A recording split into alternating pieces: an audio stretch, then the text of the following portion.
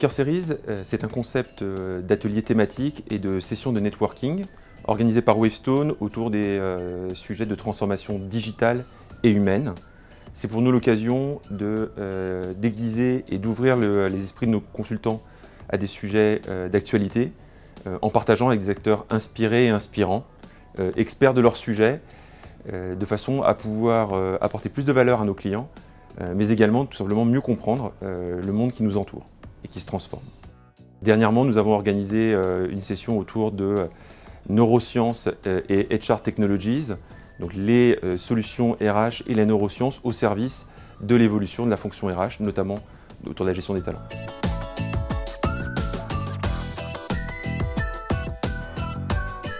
Donc, neurosciences, c'est l'étude de comment les neurones communiquent entre eux, comment les neurones s'organisent et donc comment le cerveau s'organise.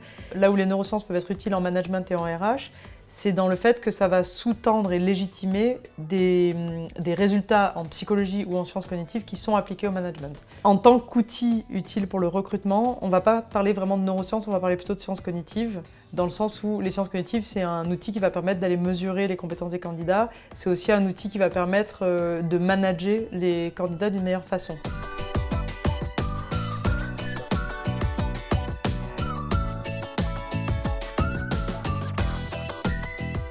Très concrètement, tout ce qui nous permet d'apprendre, de réfléchir et interagir, c'est coordonné par le cortex préfrontal, qui se situe à l'avant du cerveau.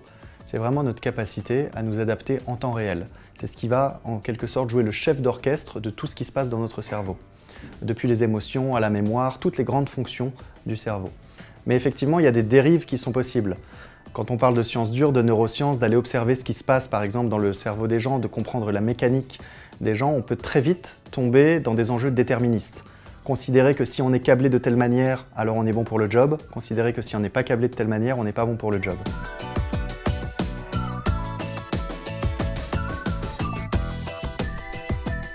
Les neurosciences peuvent être un support à la formation dans la mesure où elles nous apportent aujourd'hui des éléments concrets pour permettre d'identifier quels sont les éléments sur lesquels on peut travailler pour concevoir des contenus de formation qui vont être efficaces pour l'ancrage au niveau de la mémoire pour les apprenants.